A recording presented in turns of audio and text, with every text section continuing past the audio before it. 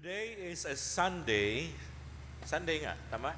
Pero celebration ng Ascension. Alam niyo ba, Ascension? Narinig niyo ba yung Ascension celebration? The Ascension of Jesus. Ito yung celebration 40 days after the resurrection of the Lord Jesus. Kung titingnan niyo sa ating calendar, ang 2026 na Ascension Day ay May 14. Kailan yung May 14? Huwebes. So wala man tayong pagtipon-tipon at worship service noon. So ngayon, ang Ascension na celebration. Ibig sabihin, pag celebration ng Ascension of the Lord Jesus Christ, yung after 40 days niya na pagkabuhay muli, mula na nailibing siya, ito yung panahon na sineselebrate, ginugunitan natin ang pagbalik ni Jesus Christ sa kaharian sa langit. Bakit wala gaanong ganyang selebrasyon na ito naman ang pinaka magandang panuurin na bumalik na si Jesus Christ paangat doon sa kalangitan? Ibig sabihin din, dito natapos ang selebrasyon ng Kwaresma or yung Holy Week. So after nito, looking forward na again for the next celebration towards Advent, and especially on the coming of the Lord Jesus Christ. So, ang message natin ngayong umaga, in celebration of the ascension of the Lord Jesus Christ, yung paggunita natin sa pag-aakyat ni Jesucristo pabalik sa langit, ang message natin is, sa English, does God still care for us? Ang Panginoong Diyos ba ay may pakialam pa ba siya sa ating buhay ngayon? At nag-alala pa rin ba siya? Or iniwan na tayo dahil umalis na si Jesus Christ? Ito ay napakalawak at malaking tanong ng marami. Does God still care for us today? Ang Diyos ba ay nag-aalala pa sa atin at iniisip pa ba niya tayo? Or nandoon na sa kalangitan at iniiwan na tayo? Ang ating scripture passage po, kung gusto niyong babasahin, ang Psalm 110 verses 1 to 7. Awit, nasa Old Testament ito, Psalm 110 verses 1 to 7. 7 verses lang. At ito ang tinutukoy at sinasabi ko na magbibigay sa atin ng katugunan, lalo na sa tanong na umalis na, bumalik na si Jesus Christ doon sa kalangitan. Ang Diyos ba ay may pakialam pa sa atin sa mundo? Sa lahat ng pangyayari sa mundo, problema sa mundo, gera, crisis, problema sa Pilipinas, ang gulo-gulo at di na natin maintindihan, at individual na problema sa buhay, sa trabaho, sa hanap buhay, sa sama ng loob at sakit sa katawan at kung ano pang pinagdaanan. At so ang mga tao nagtatanong, may pakialam pa ba ang Diyos or iniwan na tayo? In the Bible, hindi natin maitatago yan na recorded sa Bible na umalis na talaga si Jesus Christ. Ito ang tinawag na ascension. Primarily, pagbalik niya doon sa langit, mababasa natin ito una sa Acts chapter 1 verse 9 to 11. Kung gusto yung babasahin yan, in the book of Acts o sa New Testament, mga gawa. Si Jesus, habang siya ay kasama sa kanyang mga disciples at nangungusap sa kanila, dahan-dahan siyang umangat. Dahan-dahan siyang umangat. Hindi lang 1 feet, 2 feet, kung hindi hanggang doon sa sky, sa cloud, at hanggang doon na hindi na nila makikita. At sila ng mga disciples at napakarami nila, may estudyante ako sa klase, binilang niya at binasa niya, ni-research niya. Around 250 na mga tao na nakatingin. Base lang yun doon sa pag-aaral nila. At habang umaangat at hindi na nakikita si Jesus Christ on the sky, nandoon pa rin sila. Another scripture passage sa book of Lucas, chapter 24. Si Jesus Christ, siya ang nangulo sa mga disciples at maraming sumunod sa kanila doon sa lugar na tinawag na Bethany. Habang siya ay nanalangin at binibendisyon or blessing the people, dahan-dahan siyang umangat. Sa sinabi dito sa Luke chapter 24, the same thing sa sinabi din sa book of Acts. Dahan-dahan siyang umangat at natakpan na siya ng mga ulap at hindi na nakikita. Ngunit ang mga disciples, doon sila nananatili at nagsamba at bumalik sa Jerusalem with great joy na nakita nila ang Diyos anak na bumalik sa kalangitan. Another gospel is the gospel of Mark chapter 16. Sa Mark chapter 16 verse 19, ganun din ang sinabi ni Marcos. Sabi niya, after the Lord Jesus Christ nagsalita, nangaral sa kanyang mga disciples, at itong mga pangaral niya, hindi na naisulat din sa Ebanghelyo dahil marami at hindi na nila maalaala pa sa dami kung hindi iilan na lang. While he was talking, nagsasalita, dahan-dahan din siyang umangat. Yun ang sinabi talaga.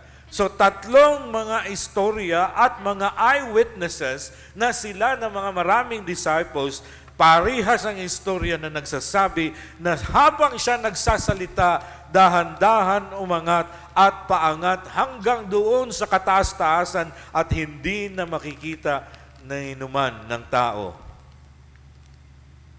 Ngunit sa book of Acts, kung balikan natin yan, Acts chapter 1, verse 9 to 11, habang sila nakatingin sa taas at hindi na nila nakita si Jesus sa kanyang pag-ascend sa heaven, may mga dumating na hindi nila napansin na mga tao na nakasuot ng puti at nagsabi, nasa tabi nila, at nagsabi, mga taga-Galilea na mga tao, bakit kayo nakatayo at nakatingala doon sa kalangitan?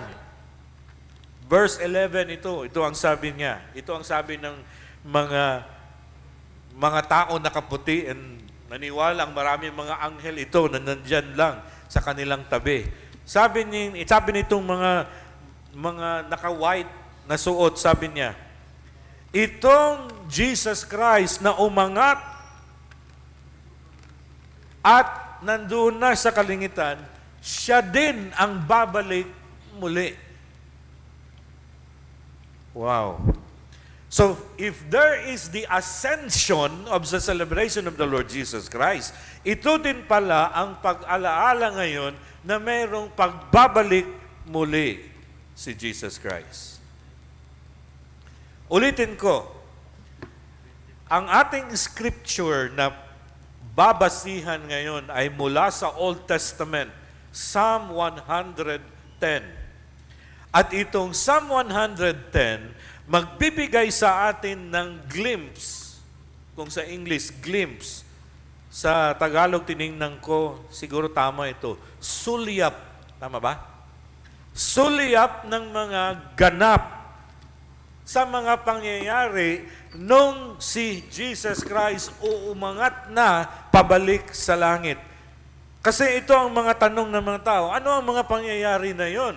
May aasahan pa ba tayo? Nandito pa ba ang Diyos? Iniwan na naman tayo? Nag-alala pa ba siya sa atin? He care pa ba sa atin? Psalm 110 will tell us and give us glimpse, silip lang, sulyap lang, konti lang, na magbibigay sa atin pag-asa pala na kahit umalis ang Panginoong Hesus at nandoon sa kalangitan ngayon, meron pa rin siyang pakialam sa buhay mo, sa buhay ko, sa mga pangyayari at kaganapan sa mundo at sa kaguluhan kung anuman na nandito sa mundo. Hindi niya tayo iniwan.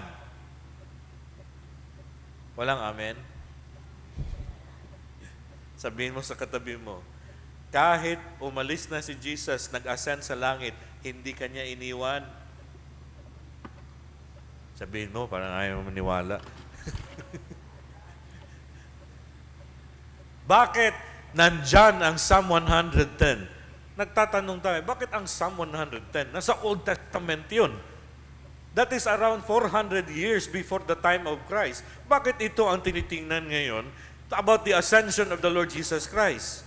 Ang sagot, almost all, hindi man lahat, na nasa New Testament na nagsasabi tungkol sa ascension of the Lord Jesus Christ.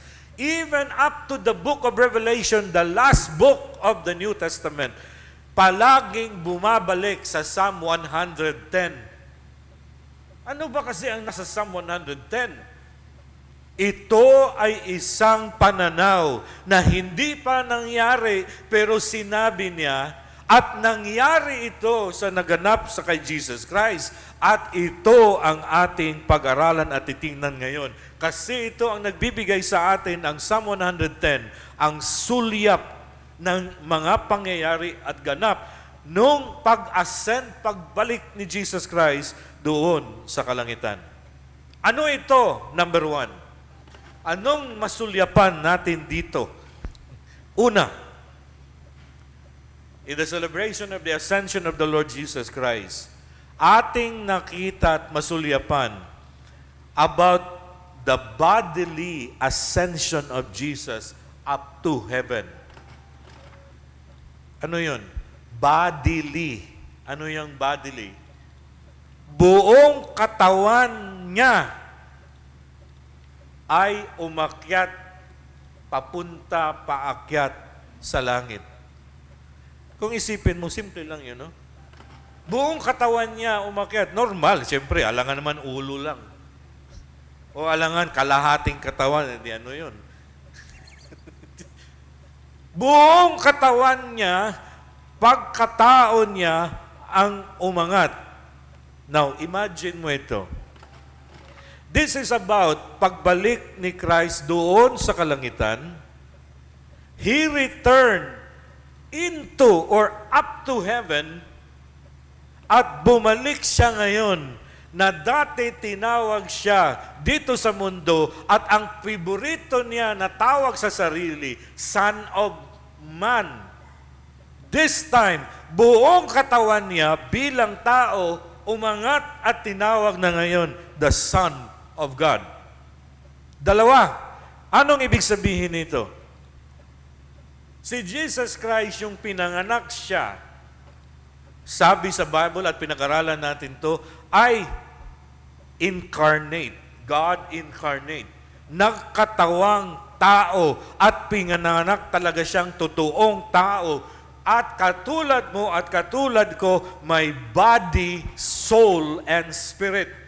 And in that body, mayroong buto, mayroong laman, mayroong dugo. Kaya nga, yung pinako siya sa cross at yung naglakad siya bago pang pinako sa cross, talagang doon sa pagpalo sa kanya, lumabas ang daming dugo at ang tubig sa katawan. At yun ibig sabihin, talagang may body si the Lord Jesus Christ na totoong tao tulad mo at tulad ko, nagdusa at naghirap. Namatay doon sa cross, hindi dahil nagkaroon ng infection ang katawan, namatay sa doon sa cross dahil naubos ang kanyang dugo at tubig sa katawan. At ang huling sinabi niya on the last words of Jesus, Father, ipaubaya ko at surrender ko sa iyo ang aking espiritu. He was talking about the human spirit niya na sinuko na niya sa Diyos. Ibig sabihin nun, kung ang katawan ng tao, wala na ang espiritu, ang tatlong bahagi, body, soul, and spirit. If the spirit is out, that means patay totally ang katawan na yun. So, totoong namatay si Jesus Christ, nilibing, ngunit nabuhay muli. Yung pagkabuhay muli ni Jesus Christ, sinabi ko yan dito, hindi yon panaginip. Hindi din yon espiritu lang siya. Kung hindi, totoong bumalik ang katawan with the body, soul, and spirit. Bakit? 40 days. Ulitin ko yan, ha? 40 days after nabuhay muli. Hindi katulad ngayon na sineselebrate 40 days after kamatayan. No, for the Lord Jesus Christ, 40 days after nabuhay muli, sumama at kasama siya sa mga disciples, nangusap siya, kumain pa. Walang espiritu na kakain. Walang espiritu na mahawakan kung hindi talagang nandun, totoo, buhay ang katawan ni Jesus Christ. Ngayon, in the ascension, itong katawan na ito ang umangat at dumating doon sa kalangitan. Ibig sabihin, hanggang ngayon, two natures of the Lord Jesus Christ bilang tao, kasi umangat siya buong katawan, body, soul, and spirit. At nandoon siya, pinakita din ang pangalawang nature of Jesus Christ as God.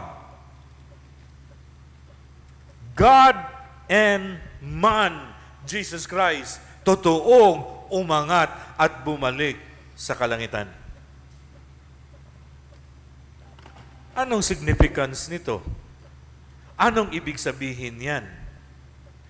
In Revelation chapter 5, kung gusto nyong bubuksan ng inyong Bible, ang huling libro sa New Testament, Revelation chapter 5, verses 2 to 9. Ito yung record, ito yung naisulat, at ito yung vision na nakita. God allowed John the Beloved na makita niya ito sa vision, at ito ay kanyang isinulat sa utos ng Diyos sa banal na Espiritu.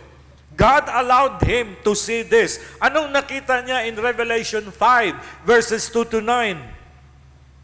Sabi ni John the Beloved, sabi niya dito, at nakita ko ang mga anghel, about ito sa langit, okay? About ito sa heaven. Nakita, God allowed him to see. And so anong nakita ni John? In Revelation chapter 5, verse 2 to 9, sabi niya, I saw the mighty angels. Nakita ko ang mga makapangyarihang mga anghel at sumisigaw sila in a loud voice at sinasabi, sino dito ang karapat-dapat na magbukas sa scroll na ito, or siya man lang ang tatanggal sa silyo nito? Pagkatapos sa announcement na yun, tumahimik. Ngunit walang ninuman isa nandoon sa langit at nandito sa mundo at sa ilalim ng mundo at ilalim ng lupa, walang sino man nga makahawak sa scroll at makapagtanggal sa silyo at bubuksan na scroll na ito. Sabi ni John, dahil nakita niya yon na walang karapat-dapat, umiyak si John, umiyak siya. Kasi walang sino man na makapagbukas nun. Verse 5, isa sa mga elders, matanda, sinabi sa kanya, huwag kang umiyak. Bakit? Sabi nung elder sa kanya, tingnan mo doon. Tingnan niyo doon. Sabi niya, tingnan mo siya. Siya ang Lion of the tribe of Judah. Siya ang root of David. Description yon. Ano yon sinabi niya? Ito siya nagmula sa angkan ni David. Siya ang leon sa Judah. Ito siya. Ang ginamit na larawan mula sa Old Testament at New Testament about the Lord Jesus Christ. That Jesus is the Lion of Judah. He is the root of David. Sabi ng elder kay John, siya ang nagtagumpay. Siya ngayon ang makapagbukas sa scroll na yan at makatanggal sa silyo na yan. At nung tiningnan ni John sa verse 6, sabi niya, nakita ko I saw the Lamb. Lamb. Ano yung lamb? Tupa.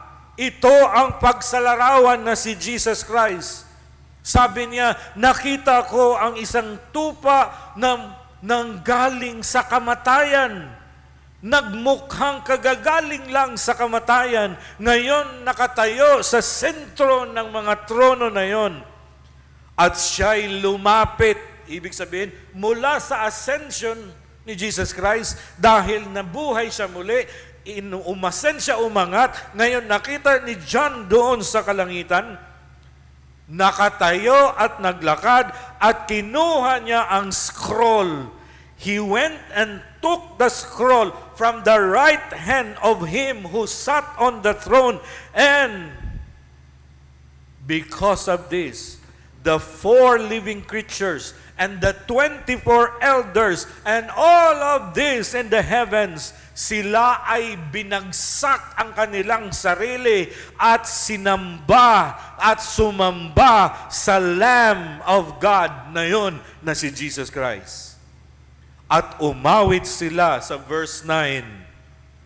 They sang a song na narinig ni John the Beloved at sinulat niya ang song na ito. Ito ang sinabi, "You are worthy. Karapat-dapat ka na ikaw ang magbukas sa silyo at magbukas sa scroll na yan. Dahil ikaw ay pinatay na buhay muli. Ang iyong dugo ang tumubos, bumili sa mga tao na yon mula sa karamihan ng mga tribo, in every tongue and tribe and language and people and nation, and they worship the Lord Jesus Christ." Yun ang sulyap sa kaganapan number 1 in the ascension of the Lord Jesus Christ. Hindi ito alam ng marami, ewan ko bakit. Hanggang doon na lang in the celebration of the resurrection of the Lord Jesus Christ. But one also, the important point for us to see, na titingnan natin na importante din na sa pag-ascend, pagbalik ni Jesus Christ doon sa kalangitan, meron ginagawa at ito ang sulyap sa kaganapan na nangyari at nangyayari doon sa kalangitan. Amen? Number 2, ano ang pangalawang sulyap? Events sa mga pangyayari in that ascension of the Lord Jesus Christ. Ano yung una? Katawang tao, umangat, bumalik sa langit, katawang tao ni Jesus Christ. Pangalawang sulyap, He sits at the right hand of God. Pwede banggitin? He sits at the right hand of God.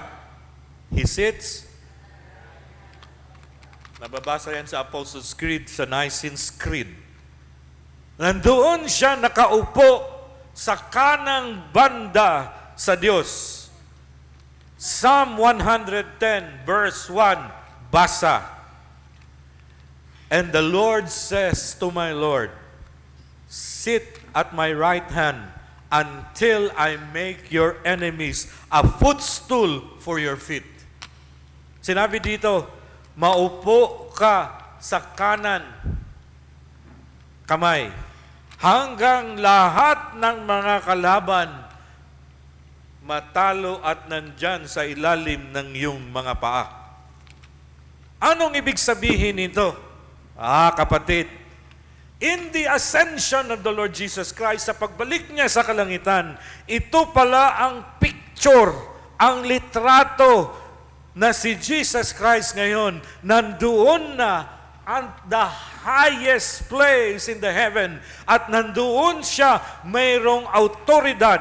Siya na ngayon ang naghahari, siya ngayon ang magpapahayag, at siya ngayon ang nasa kataas-taasan.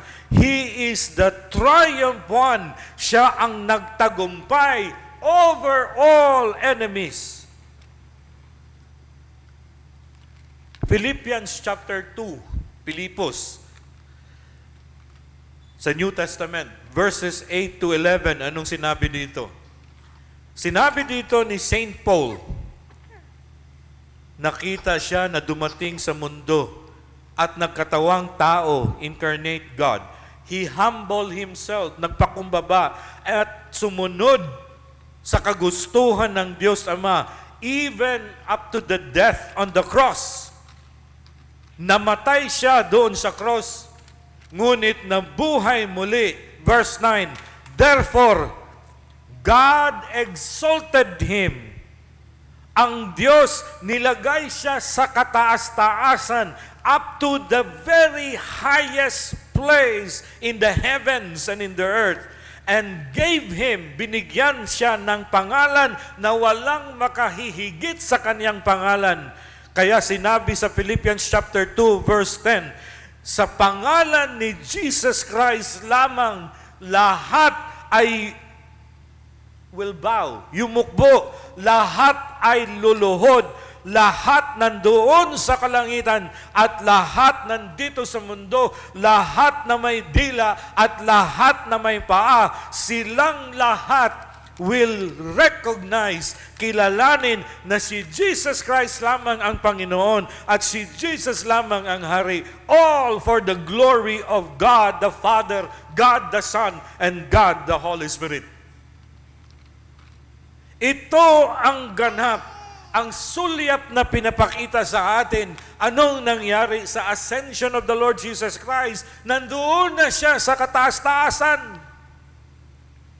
Naalala mo yung pinanganak si Jesus Christ? The angels appeared sa book of Luke, appeared to the shepherds, sa mga pastol na nandoon sa labas at nagbabantay sa mga tupa. Nagpakita ang multitudes, napakaraming mga anghel, at yung sabi ng anghel, glory to God in the highest heavens and peace on earth, goodwill to all men. Ngayon, si Jesus Christ, namatay, nabuhay muli, ascended into heaven, at sinabi dito, He is exalted. Nilagay siya ngayon sa kataas-taasan. Up to the highest heaven, He is the ruler. Siya ang pinuno, siya ang Diyos. Kaya lahat yuyukbo sa Kanya, lahat sasambahin siya at kilalanin siyang Panginoong Diyos. Amen. Amen? Yan ang iyong Diyos, yan ang aking Diyos na ang pangalan si Jesus Christ. Sino ang Diyos mo? Wag lang sabihin, bahala na si Lord. Sinong Lord yun? Drug Lord? Pag sinabi mong Lords, kailangan talagang dagdagan mo, Lord Jesus. Hindi lang sabihin, bahala na ang nasa taas. Nasa taas. Ang nasa kataas-taasan ay si Jesus Christ. Amen? So ngayon, nandun na siya sa kataas-taasan. Bumalik na sa kalangitan. Ang tanong ngayon, may pakialam pa ba siya sa atin? Nag-aalala pa ba siya sa atin? Or talagang iniwan niya tayo kaya nagkagulo-gulo na ang mundo? Paano ang problema mo, ang problema ko? Ang mga pakikibakan natin sa buhay, sa mga problema natin personal, problema sa pamilya, sa trabaho, sa negosyo, at pangyayari sa mundo, gera doon, gera dito, gera sa loob ng Senado, at mga marami pang lugar na mga kaguluhan at hindi na natin maintindihan. Kaya marami nagsasabi, wala na ang Diyos, iniwan na tayo, nandun na siya sa kalangitan, at nandun siya nakaupo lamang. Kaya nagkagugulo-gulo na kahit dahil wala na, iniwan na tayo ng Diyos. Hindi po totoo yun. May pakialam ang Diyos. Mas higit pa nga siya nakikialam. Jesus really cared at mayroon siyang pag-alala sa iyo. Yes, He cares. Glimpse number 3, sulyap pangatlo. Psalm 110, verse 5 to 6. Sulyap pangatlo sa ascension ni Jesus Christ, hindi lamang na nakita natin na umangat ang kanyang katawan at nandun siya sa kalangitan, hindi lang number 2 na nakaupo na siya at the throne of God at the right hand. Ang pangatlo ngayon, ito sa Psalm 110, verse 5 to 6. Basahin ko sa English, verse 5 to 6. The Lord is at your right hand. He will crush. Ano yun? Dudurugin niya ang mga hari at mga pinuno sa araw na yan sa kanyang galit. Verse 6, He will judge. Siya ang husgado. Siya ngayon maghukom sa lahat ng mga bayan at bansa. Umaapaong pagdudurog ang kanyang gagawin sa lahat ng mga pinuno, sa lahat ng bayan at sa lahat ng bansa sa mundo. Ano itong verse 5 and 6?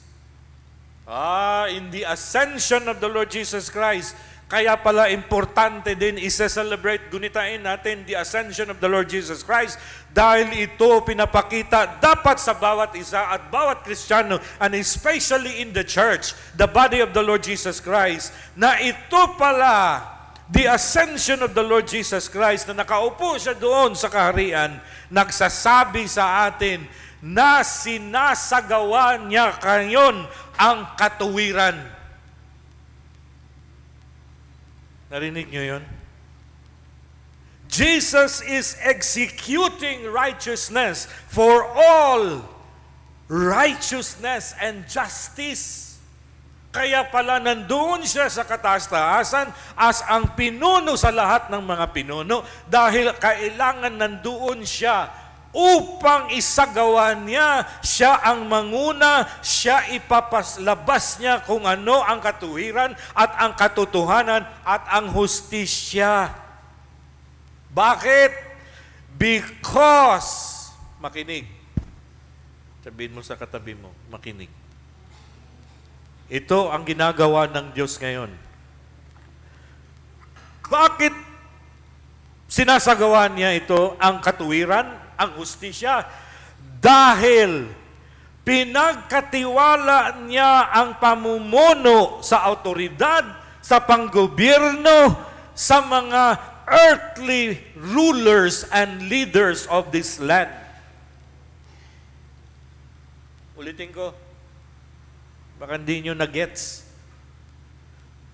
In the ascension of the Lord Jesus Christ, nandun na siya sa kalangitan at nakaupo at the right hand of God the Father. Ibig sabihin pala, glimpse, sulyap number 3, sinasagawa niya doon ang kabutihan, ang kaayusan, ang justice, dahil binigyan niya, He delegated, pinagkatiwala niya sa mga leader dito sa mundo, kahit sinong leader, basta leader na may mga taong sumusunod sa Kanya. Mula sa panggobyerno, mula sa pinakataas na panggobyerno sa kahit anong bansa sa mundo, hanggang sa pinakamaliit na leader, hanggang leader sa mga bahay natin na mga tatay at nanay. All this, siya ay nagbibigay delegated responsibility to all of these leaders. At siya ang may bibigay ng paghusga kung hindi nila nagampanan ang kanilang responsibilidad. Dudurugin niya sila pagdating ng panahon. Kaya nagtanong sa akin, kailan yun, sir? Ang tagal naman. Kailan yun, sir? Ang tagal naman. Sana ngayon na kaagad.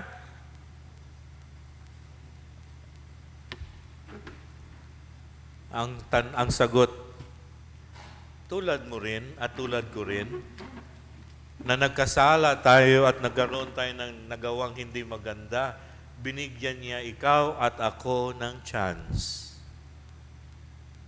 God also is giving them chances na magbago. Katulad nyo at katulad ko, na masama ang sinasabi at ginagawa noon, pero binago ng Diyos at ngayon alam natin ang katotohanan at binabago tayo ng Diyos. Dahil ang Diyos, si Jesus Christ, na sinabi dito as the judge, as hukom, siya ang maghusga. Hindi lamang sinasabi niya ang verdict, hindi lang niya sinasabi ang kaparusahan, kung hindi, meron ding pagmamahal muna, inaasikaso muna, at tinitingnan muna na magbalik loob sa Kanya.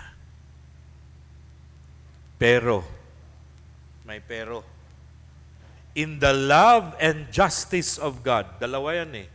Kung Diyos, alam natin, mapagmahal, di pinag-aralan natin yan in the book of Romans, diba? God is love. Kaya alam ng lahat na ang Diyos ay mapagmahal.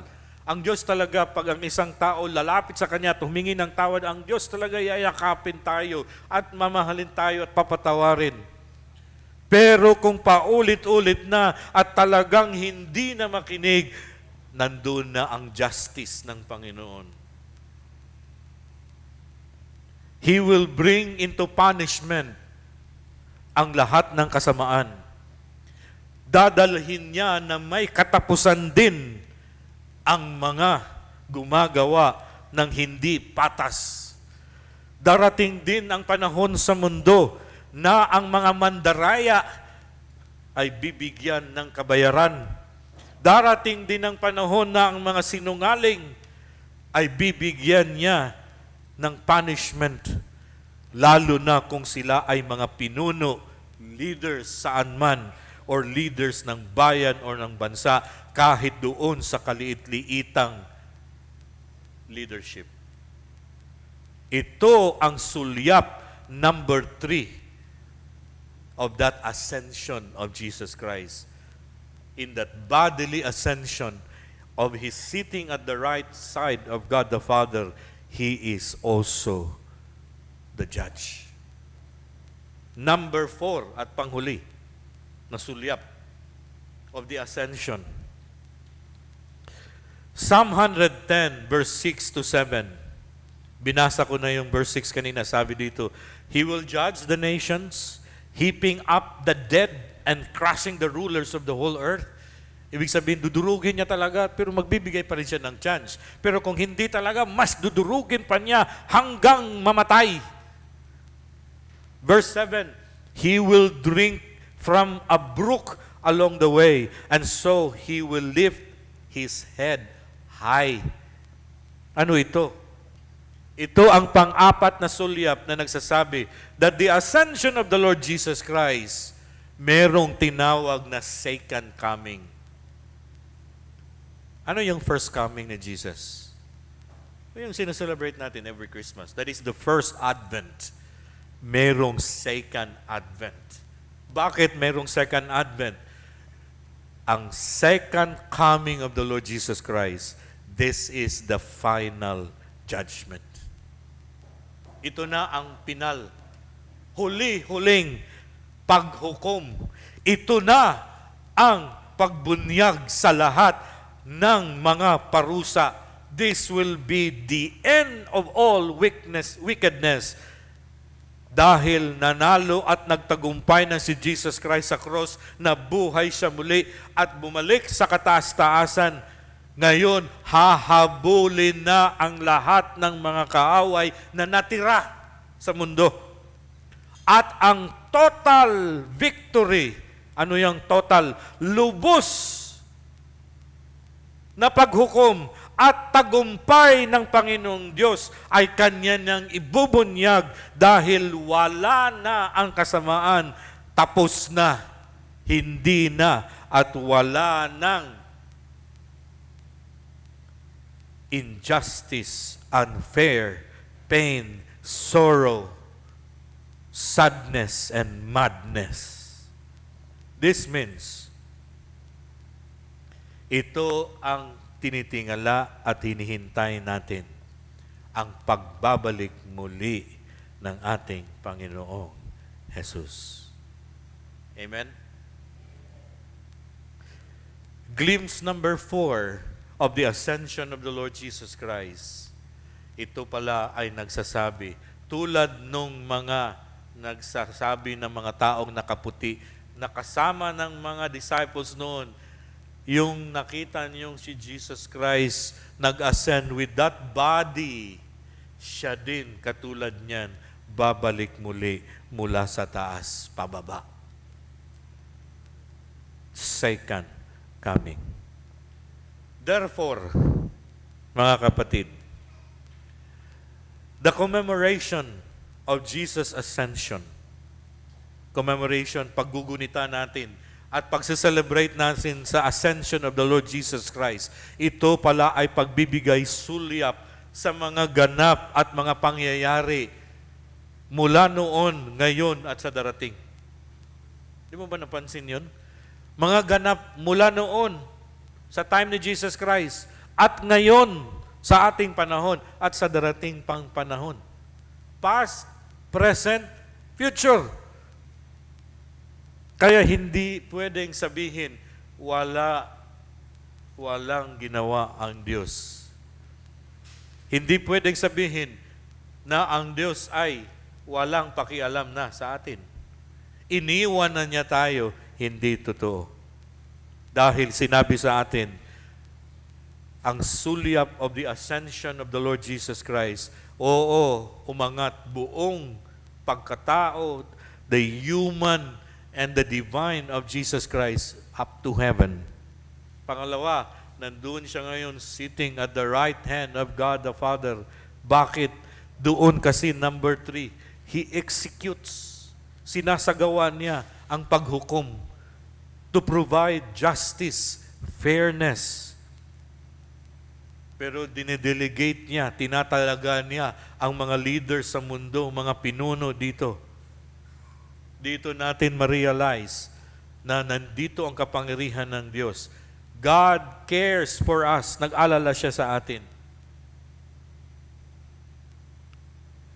As to the world and government, kung titingnan natin ang mundo at panggobyerno, He rules the earth.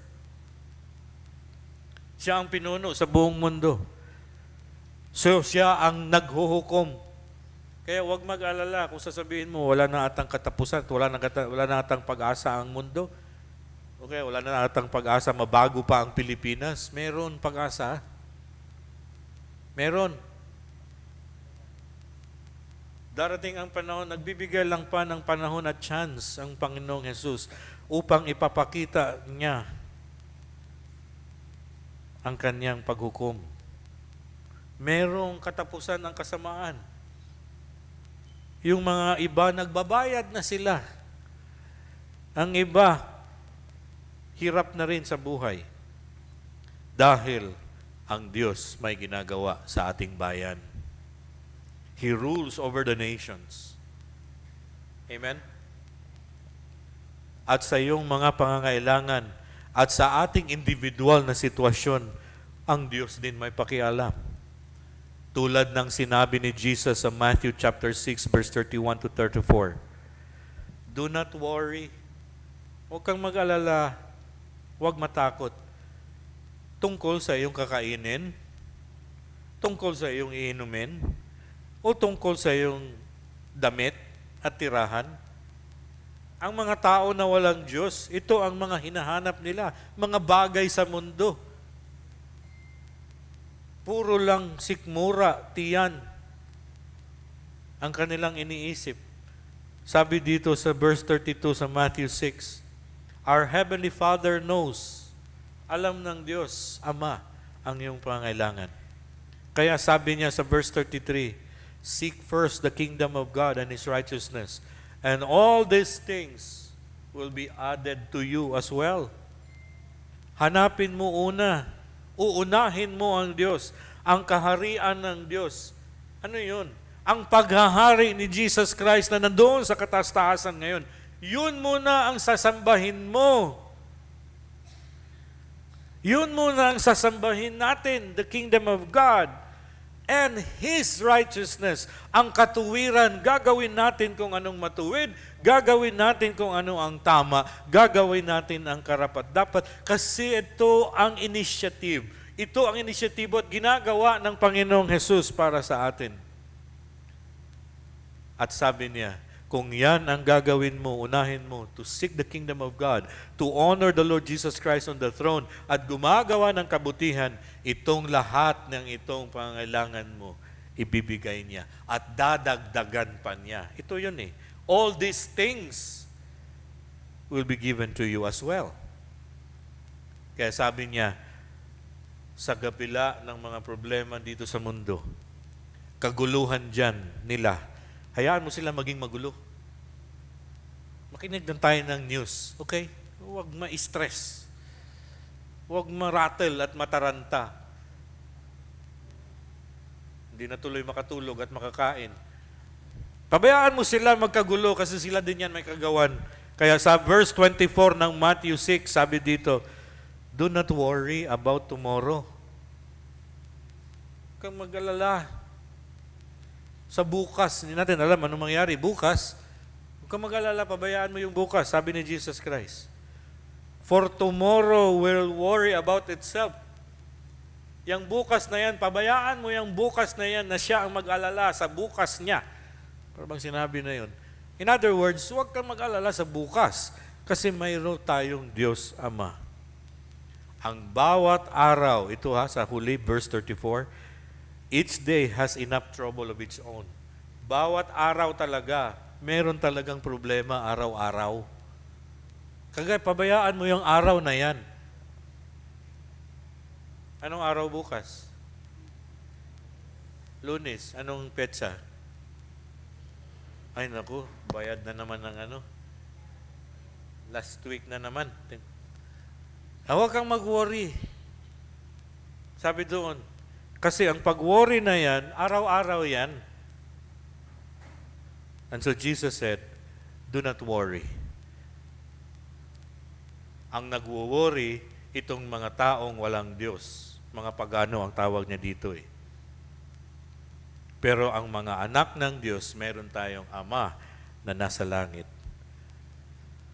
Kapatid, the ascension of Jesus nagbibigay pruweba sa atin na ang ating Panginoong Jesus, siya talaga ang Panginoon. Nagbibigay sa atin ng pag-asa na siya ang may otoridad sa lahat ng otoridad at pinuno sa mundo at panggobyerno sa mundo. Psalm 110 verse 1 to 7. Alam mo ba, ito ang fulfillment. Anong fulfillment sa Tagalog? Katuparan sa sinabi ni Isaiah 9:6. Ano yung Isaiah 9:6? Familiar ito. Familiar ito. Sinabi dito, for unto us a child is born. To us a son is given. And the government will be on his shoulders. And he will be called Wonderful Counselor, Mighty God, Everlasting Father, Prince of Peace. The ascension of the Lord Jesus Christ. Ito pala ang glimpse. Ito ang katuparan. Sulyap nakita natin na natupad ito. Pinanganak siya, oo. Namatay sa cross, nabuhay muli. Ito pala siya, lahat ng panggobyerno nasa kanyang. Ano yung mga nandyan? Yung sa mga general at mga ranggo. Siya ang pinakamataas. Nandun na siya.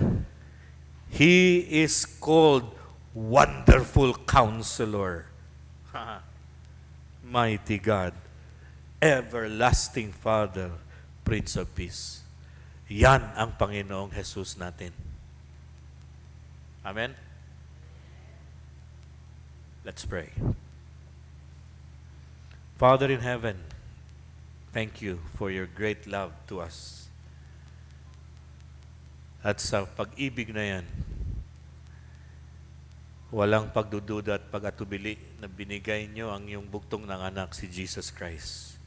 Thank you, Lord Jesus, the Son of God, that you willingly came namatay sa cross, nilibing, nabuhay muli, ascended into heaven, now fulfilling all this, Lord. Patawad po, Panginoong Jesus, na minsan maisip namin na parang walang Diyos nakikialam sa buhay namin. Parang walang nangyayari. Forgive us, Lord. Thank you, Holy Spirit, na itong salita na aming narinig mananatili sa aming isipan at damdamin. Always remembering the ascension of the Lord Jesus Christ, that this is the sign, pruweba sa amin, na talagang buhay ang Panginoong Jesus, may ginagawa doon sa kalangitan, naupo at the throne as the judge, as the Lord, as the King of Kings, may ginagawa sa bawat isa sa amin, lalo na sa aming mundo at sa bayan ng Pilipinas. Lord, we pray for the world, that the world will see the Lord Jesus Christ. Panginoon, gagamitin mo ang inyong church. Pag sinabing church, mga tao, kami na naniniwala at nananalig kay Jesus Christ, that He is our Lord, He is our Savior, our King and coming King. Panginoon, our Father in heaven, have mercy also on sa aming bayan, sa aming country, Pilipinas. Panalangin namin ang aming bayang Pilipinas. Ang mga pinuno mula sa Presidente, Vice President, mga senador at mga Congress, mga mayor namin, mga governors, hanggang sa barangay captain.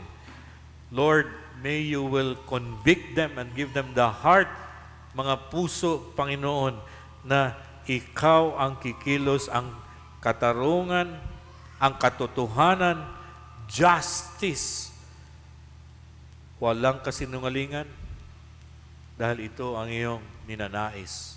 You initiated this because you delegated to them the responsibility to care for people, hindi ang sarili. So Panginoon, salamat po na may gagawin ka sa aming bansang Pilipinas. Bless each member of the family na nandito, Panginoon. I-bless mo ang bawat tatay at nanay ng bawat pamilya. Dahil sila din ang mga pinuno at leader na nilagay mo to take care of the family. At salamat din, Panginoon, ang church, katulad namin, ay naging bahagi kami. Naway kami, Panginoon, will stand in the faith of the Lord Jesus Christ. Ipanalangin ang mga pinuno. Ipanalangin sila. Kasi ikaw ang maghuhusga sa kanila, hindi kami. Salamat po. Itong aming prayer with thanksgiving. In Jesus' name. Amen.